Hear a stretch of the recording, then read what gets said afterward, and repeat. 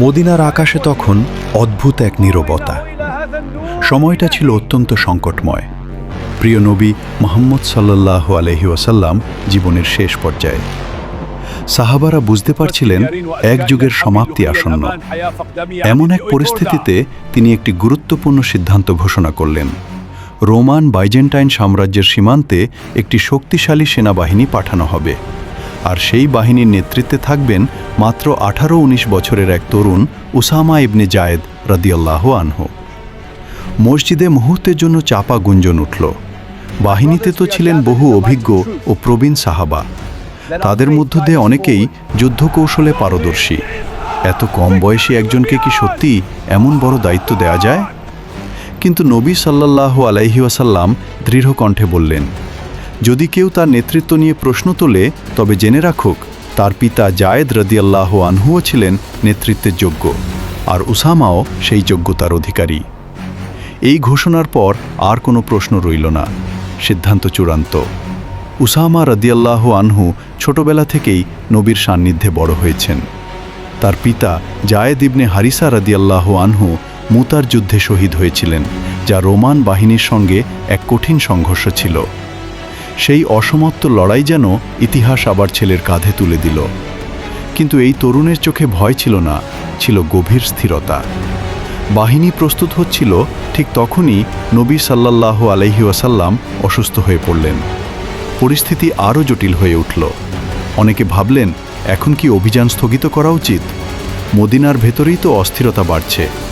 কিন্তু নবী সাল্লাল্লাহু আলাইহি ওয়াসাল্লাম শেষ মুহূর্ত পর্যন্ত নির্দেশ দিলেন, উসামার বাহিনী অবশ্যই যাবে। এরপর এলো সেই হৃদয় বিদারক দিন। নবী সাল্লাল্লাহু আলাইহি ওয়াসাল্লাম ইন্তেকাল করলেন।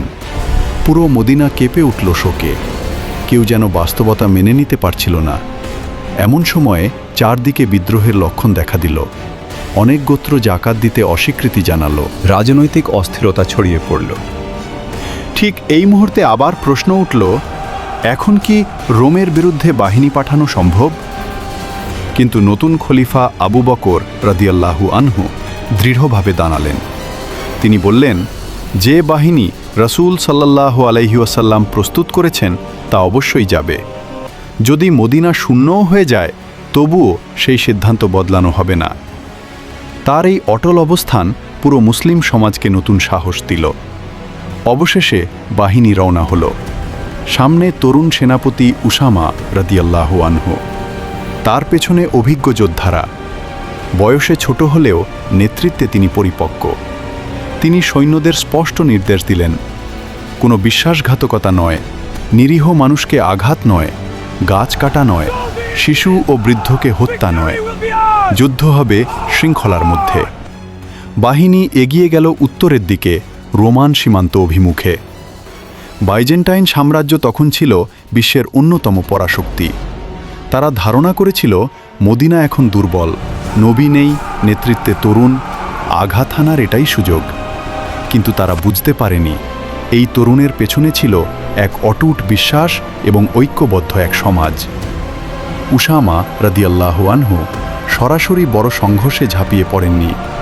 তিনি কৌশল নিলেন দ্রুত অগ্রসর হওয়া ও আকস্মিক আঘাতের। ছোট ছোট ইউনিটে ভাগ করে আক্রমণ চালানো হলো। শত্রু প্রস্তুত হওয়ার আগেই তাদের গুরুত্বপূর্ণ স্থানে চাপ সৃষ্টি করা হলো। রোমান বাহিনী হতভম্ব হয়ে গেল। তারা ভাবেনি এত তরুণ একজন এমন সংগঠিত তো কৌশল নিতে পারে। সংঘর্ষ হলো, কিন্তু মুসলিম বাহিনী দৃঢ়ভাবে অবস্থান ধরে রাখল। লক্ষ্য ছিল প্রতিশোধ নয়, শক্তির বার্তা পৌঁছে দেওয়া। মদিনা দুর্বল হয়নি, নেতৃত্ব অটুট, প্রতিশ্রুতি অক্ষুণ্ণ। অভিযান সফলভাবে সম্পন্ন হল। বাহিনী নিরাপদে ফিরে এলো। বড় কোনো ক্ষতি ছাড়াই তারা তাদের দায়িত্ব পালন করল। সামরিক দিক থেকে এটি ছিল সীমান্ত অভিযান, কিন্তু মানসিক ও রাজনৈতিক দিক থেকে ছিল এক বিশাল ঘোষণা। মদিনায় ফিরে আসার সময় মানুষ তাকিয়ে দেখল সেই তরুণকে যার নেতৃত্ব নিয়ে একসময় প্রশ্ন উঠেছিল। আজ সে বিজয়ী হয়ে ফিরেছে। খলিফা আবু বকর রাদিয়াল্লাহু আনহু তাকে সম্মান দিলেন। প্রবীণ সাহাবারাও তার সাফল্য স্বীকার করলেন।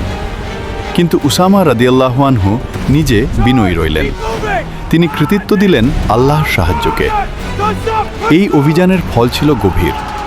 প্রথমত, এটি মুসলিম সমাজকে দেখালো নেতৃত্ব বয়সের উপর নির্ভর করে না, যোগ্যতার উপর নির্ভর করে। দ্বিতীয়ত, সংকটের সময়ও নীতিগত সিদ্ধান্ত বদলানো হয়নি। তৃতীয়ত, বাইরের শক্তিগুলো বুঝে গেল মদিনা রাজনৈতিকভাবে অস্থির হলেও সামরিক ও মানসিকভাবে ভেঙে পড়েনি। রোমান সাম্রাজ্য যারা নিজেদের অপরাজয় ভাবত, তারা উপলব্ধি করল এই নতুন শক্তিকে অবহেলা করা যাবে না। আর মুসলিম যুব সমাজ দেখল একজন তরুণও ইতিহাসের মোড় ঘুরিয়ে দিতে পারে। উসামা ইবনে জায়েদ রাদিয়াল্লাহু আনহু শুধু একটি যুদ্ধ পরিচালনা করেননি, তিনি প্রমাণ করেছিলেন যে দৃঢ়তা, শৃঙ্খলা এবং দায়িত্ববোধ থাকলে বয়স কোনো বাধা নয়। তার এই অভিযান ইসলামের প্রাথমিক ইতিহাসে এক শক্ত বার্তা হয়ে রয়ে গেছে। সংকট যত বড়ই হোক, সঠিক নেতৃত্ব ও অটল অবস্থান থাকলে জাতি টিকে থাকে। এভাবেই এক তরুণ সেনাপতি তার সাহস, কৌশল ও দৃঢ়তায় রোম সাম্রাজ্যের শক্তিকে চ্যালেঞ্জ জানিয়ে ইতিহাসে অমর হয়ে গেলেন।